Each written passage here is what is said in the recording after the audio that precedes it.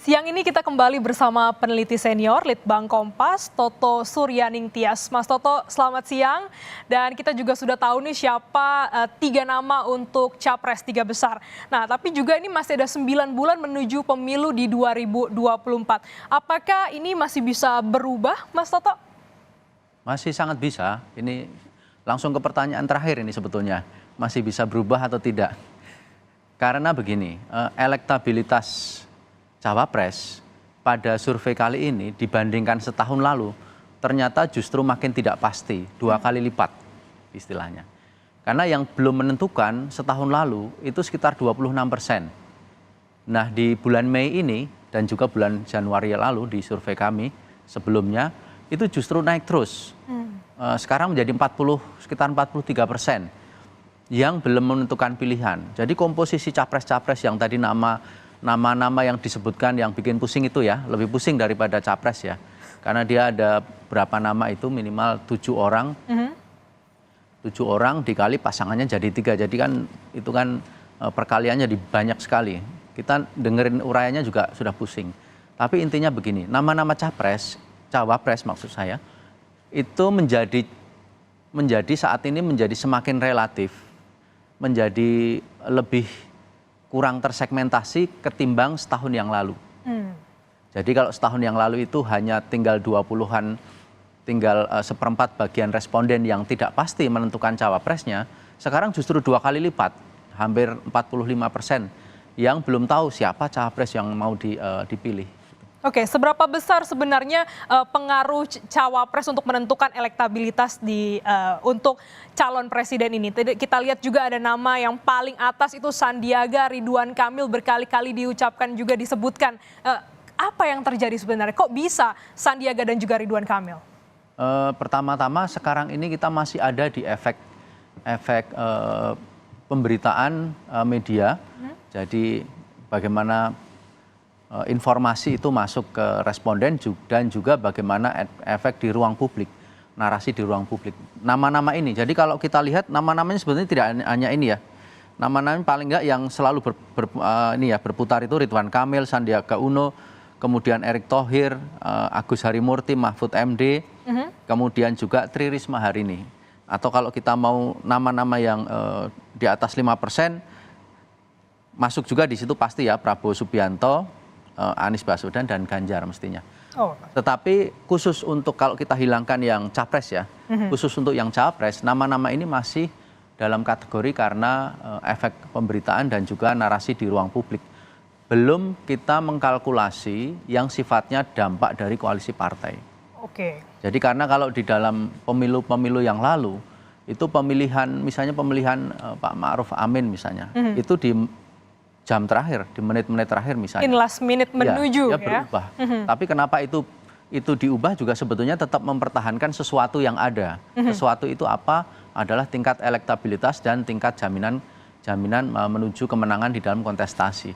Jadi kalau itu sudah dipegang, nah lalu wapres ini menjadi sesuatu, cawapres ini menjadi sesuatu yang lebih relatif gitu. Sehingga kita bisa sampaikan kalau untuk capres itu mungkin sesuatu yang lebih definitif ya karena sudah dideklarasikan.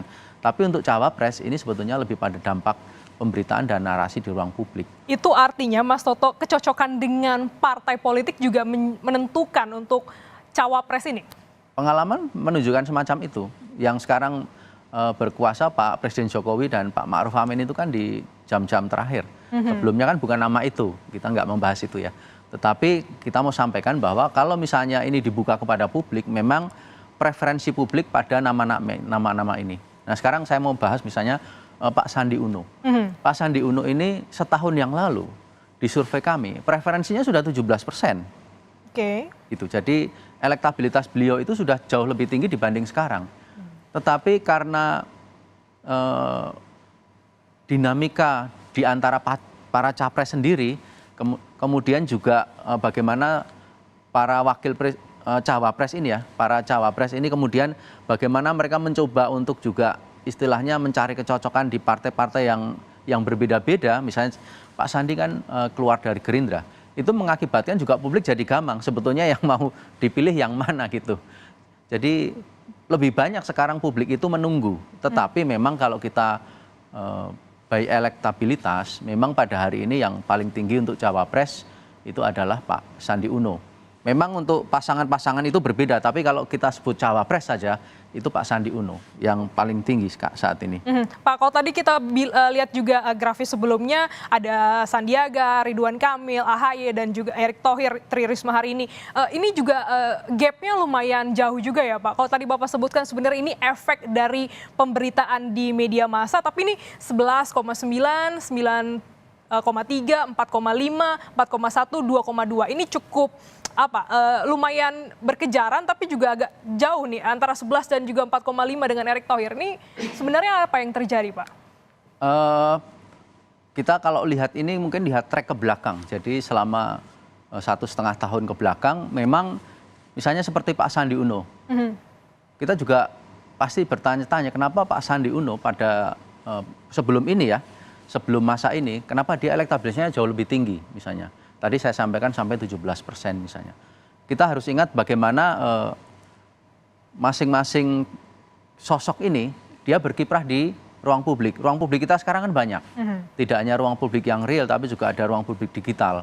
Ruang publik di mana beliau misalnya aktif di saluran-saluran media sosial. Kemudian juga mempunyai komunitas-komunitas yang di mana beliau berkiprah misalnya.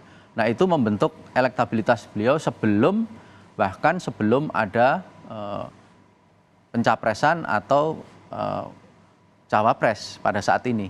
Jadi itu yang terjadi. Sama juga dengan misalnya tadi Pak Ridwan Kamil. Angka Pak Ridwan Kamil sebelum kasus musibah yang di Swiss ya, itu tidak setinggi sekarang misalnya Pak Ridwan Kamil. Jadi kita tidak bilang bahwa musibah itu menaikkan, bukan. Tetapi maksudnya expose dari Pak Ridwan, bagaimana beliau misalnya mencari putranya, kemudian bagaimana beliau berinteraksi dengan warga lokal di Swiss, kemudian bagaimana beliau mengaksep musibah ini dan seterusnya, itu kan memberikan awareness bagi publik. Lalu publik bisa menilai. Yang tadinya tidak terlalu aware, tidak terlalu kenal, lalu menjadi kenal, lalu mencoba mencari tahu dan seterusnya, sehingga terjadi kenaikan elektabilitas.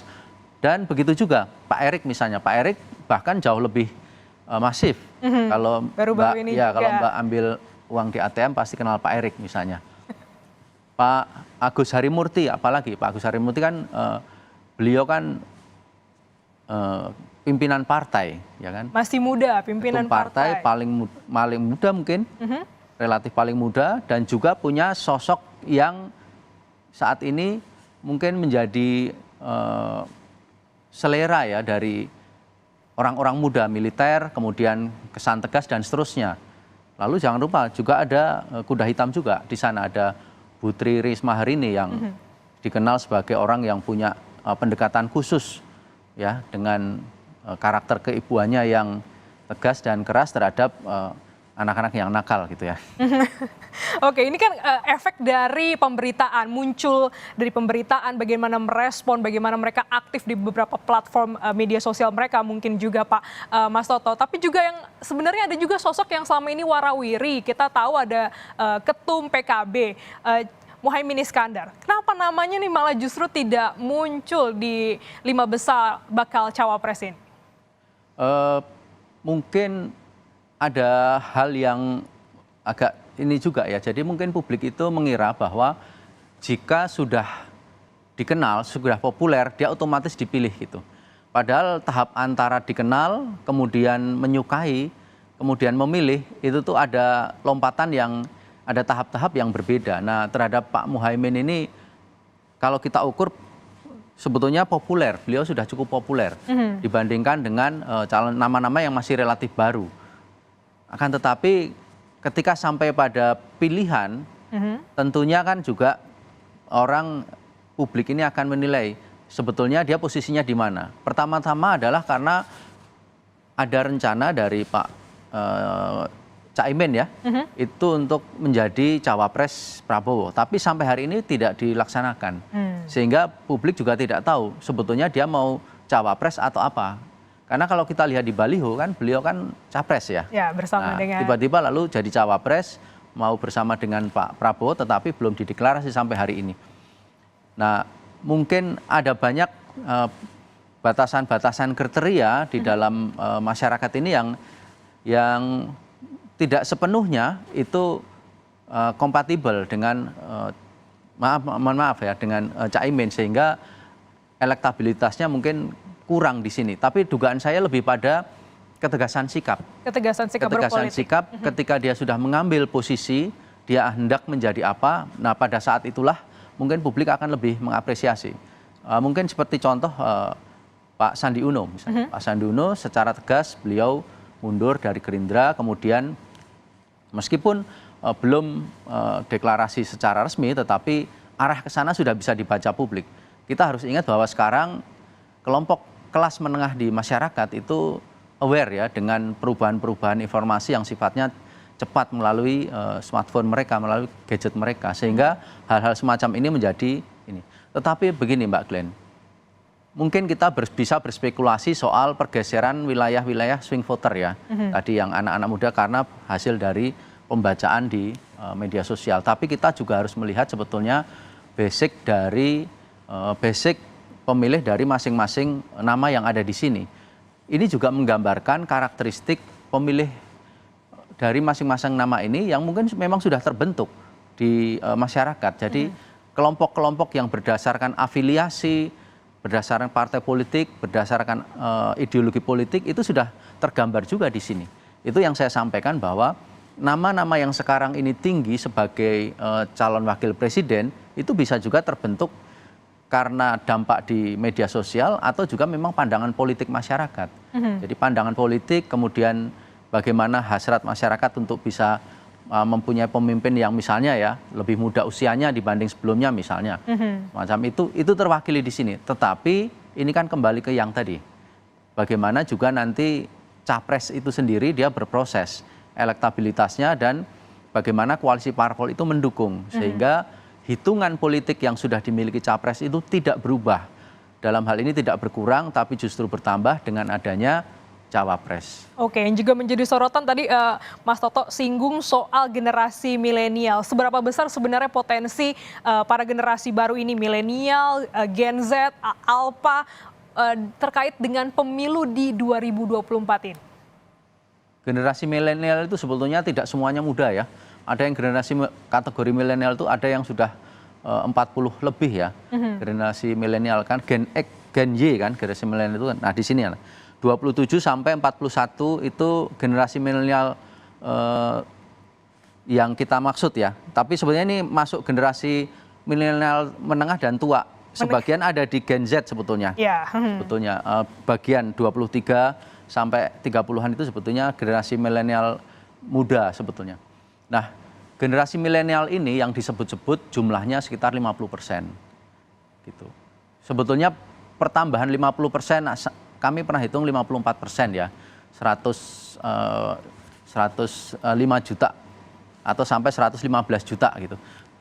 Sebetulnya ini bukan sesuatu jumlah yang tiba-tiba meledak gitu ya. Tidak, kalau kita lihat di angka statistik sebenarnya dia normal saja. Tidak ada pertambahan penduduk yang ledakan. Tetapi bahwa karena komposisi penduduk sekarang seperti cenderung seperti gentong ya.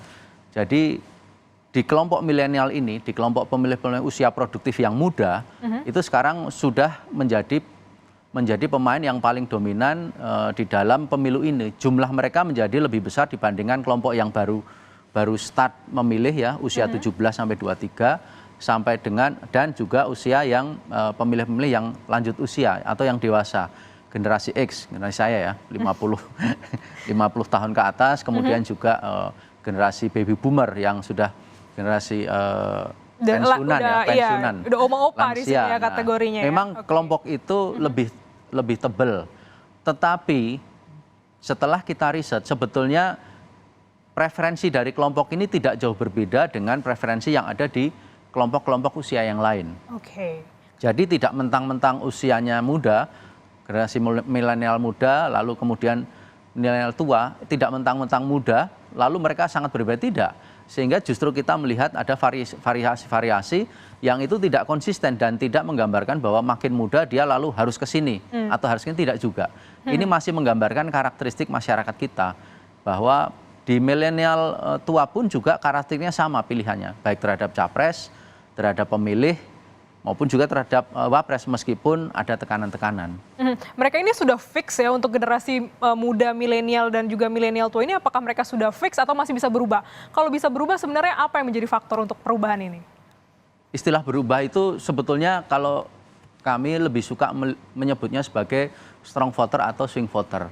Jadi perubahan itu masih mungkin karena kalau kita lihat secara umum strong voter dan swing voter itu di masing-masing partai itu besar, apalagi di masing-masing capres ya, apalagi di masing-masing cawapres. Ini karena angkanya saja kecil, gitu.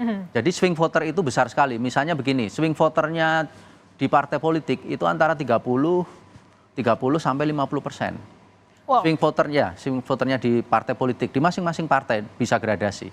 Kemudian di swing voternya di capres. Di capres itu rata-rata swing voternya rata-rata 40-an 5%. Strong voternya 55%, semalam kita paparkan juga. Nah di cawapres menurut saya pasti lebih gede.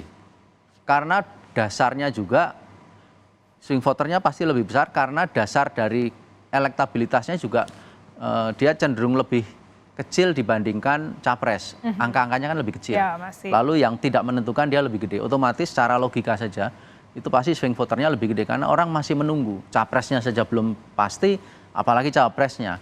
Tetapi bahwa nama-nama yang sekarang muncul itu bisa menjadi preferensi. Bahwa nama-nama inilah yang diinginkan oleh publik. Nah tinggal lalu koalisi partai nanti berembuk. Kira-kira dari nama-nama ini ketika dipasang-pasangkan, dia akan memberikan benefit elektoral yang semacam seperti apa sehingga bisa memberikan jaminan kemenangan. Oke, jadi masih panjang ya. Ini baru awal untuk melihat bagaimana bakal cawapres di 2024. Masih banyak proses bagaimana nanti capresnya, cawapresnya untuk nanti mungkin saja di last minute. Bisa juga kita bahas tadi terkait dengan generasi milenial, swing voter, strong voternya untuk bisa menentukan pilihan nanti sampai Februari 2024. Terima kasih Mas Toto telah mengulas bagaimana hasil survei Litbang Kompas pada periode April hingga Mei ini. Terima kasih, sehat selalu Mas Toto, sampai jumpa lagi.